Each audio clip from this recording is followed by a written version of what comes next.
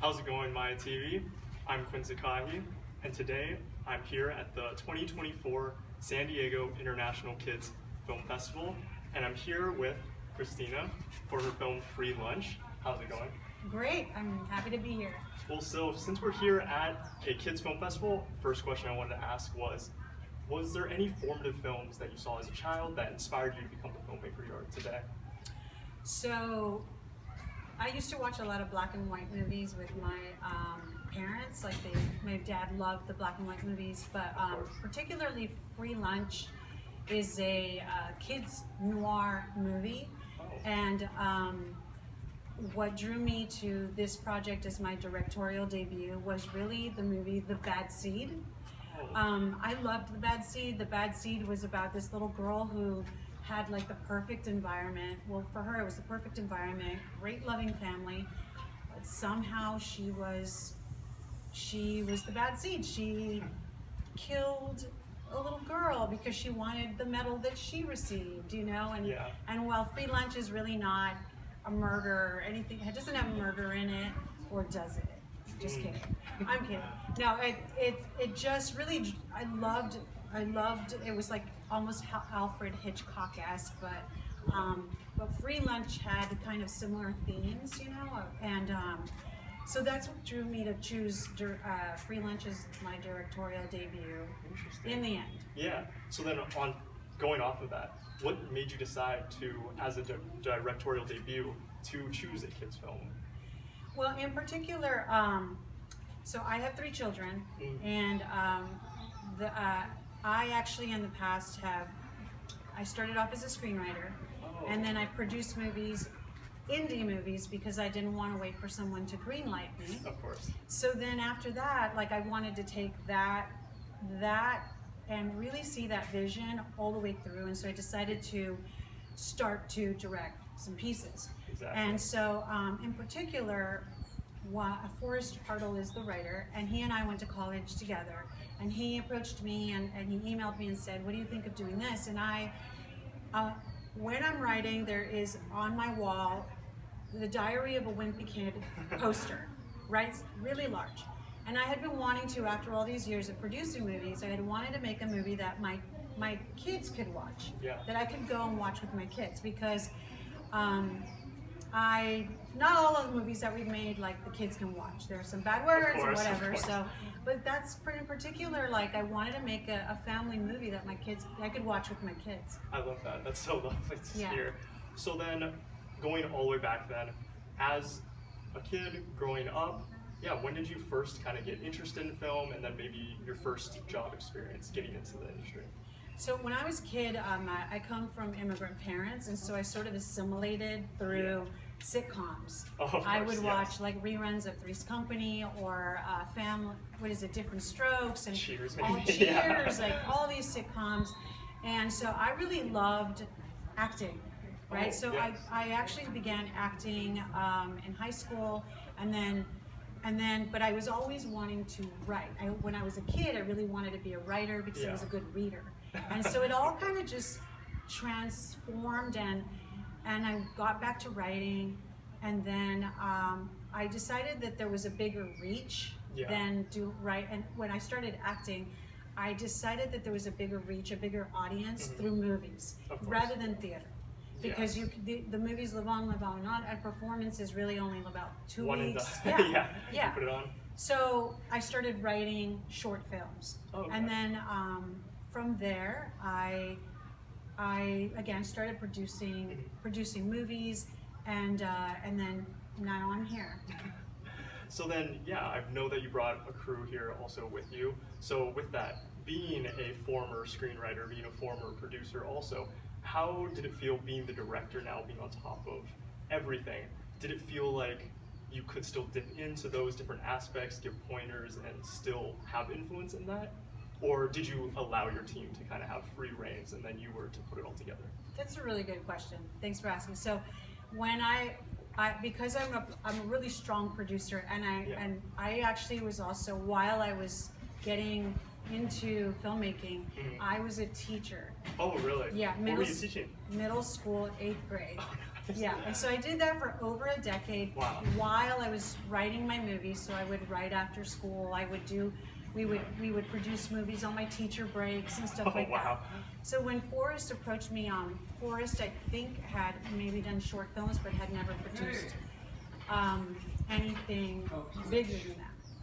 So I ended up producing, and I said to them, the team, I said, look, I'm going to produce and at the same time prepare as a director, but a month before, I'm handing over the reins, or it'll be up to you. And so we really prepared for that moment, and they were amazing. They were, I mean, of course, Alex Leonardes was our producer, and Forrest was also producing, and we were just a wonderful team. That's nice to hear. What I didn't know is that all three of us are Libras. We discovered that later. So Libras tend to not be very decisive, but it makes sense why we were also harmonious, because it's also like you're trying to balance and be harmonious. Exactly. So it was really harmonious. Really, I don't think we've ever gotten into a single argument, which is weird. That's super I'll have to really check with them later, but I think you have to check on the argument count. I think there's zero arguments. I would really want to say, because we are just so so what do you think? You know, But that's super very nice. Libra. Yeah, for a Very film, Libra. definitely Energy. need a clever, a cooperative kind of environment, because you have one person who just is like, this needs to be exactly this, then a film has much more problems being created. So I guess to wrap things up at the end of it, in general, I'm assuming you've been to plenty of other film festivals, put your films out there. So what do you like the most about film festivals, or how did you hear about trying to reach out to film festivals to have your film shown? So one of the things that I love about film festivals is really the networking aspect of it and connecting with other people. Yeah. But I also really like watching the movies. Of course, yeah. One of my favorite film festivals to go to is Sundance. Oh, yeah. Yeah. In Utah, yeah. Yeah, and I haven't, we haven't had a movie in Sundance, but the energy, like minds, learning from other people, talking shop. But that's really what draws me to festivals. Yeah. No, yeah. I think festivals are just a great environment to meet other people, and especially in a industry that's so connections based, that being able to reach out to other filmmakers inspires you, inspires others, and you never know if there's someone out there who has that connection that gets you somewhere else. Yeah. Well, I wanted to mention that my writer had to go somewhere else, so he's not going to join us right now this second. But no worries. So if you wanted to continue, we're okay. Okay. Yeah. I guess further then, if you want to just talk more about Free Lunch, your film. Oh yeah, so we're gonna show Free Lunch. Here's our new poster. You are the first to see our poster. And this was created by Elise Sue. We gotta give a little plug. Yeah, it looks really, really nice. It's oh my gosh. So working with these actors, Jovi Lee, Phoenix Nicholson, Richard Nicholson, I always remember. Phoenix Nicholson, and then Connor William Barrett, Gianna Fusco Foster, and Kai McQuay, and then Jorlee Novello. It's an ensemble piece, and working with them was just really, really cool. Yeah. They were so professional, and we were, in indie film, we only had 8 hours to work with them. And half of those, 30 of those minutes are for lunch, right? So we had a wonderful first AD, Iris Almaraz, who she had 2 children of her own, so she knows schedules. Yeah. But these kids were just so pro. You say action, always knew their lines. They were on, and then it's like cut, and then they're back to pulling each other's hair or whatever, being a kid again. But they were just amazing to work with. Wow. Yeah, and I had when I was a teacher, because I had this passion for theater and acting, I directed for about 10 years. Once a year, they had a musical theater. So I had worked with kids already, directing them in that capacity. And when it was 45 to 60 kids at any given moment that we worked with. And obviously it's not by myself, I've worked with other people, but so this seemed very familiar. Yeah. You know, Exactly. they were middle schoolers, I taught middle school, and so.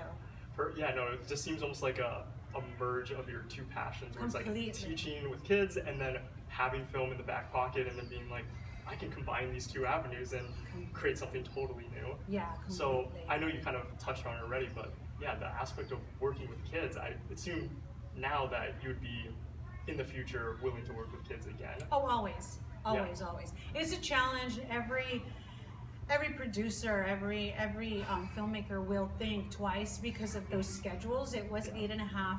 It was 8.5 hours. I mean, 8 hours, and it was very challenging. But you know, everybody is great. The crew. It was funny to watch the crew work with kids because they're all single.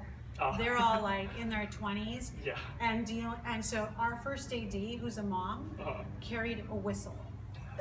So, Keep everyone in line. yeah. So the sound guy always had to be like, okay, hold on, turn down the sound, and then she'd blow her whistle. Just. It's go time now. Yeah, it's go. But it was, that's like, it was fun because the crew would just be like, but they were so cool too. They were so amazing. Yeah. So then with that, how many crew members did you have on set at a time? Well, this was super indie, and Yeah. so we never had more than like about 25 crew members. Okay. You Yeah. know, yeah, it was about 25.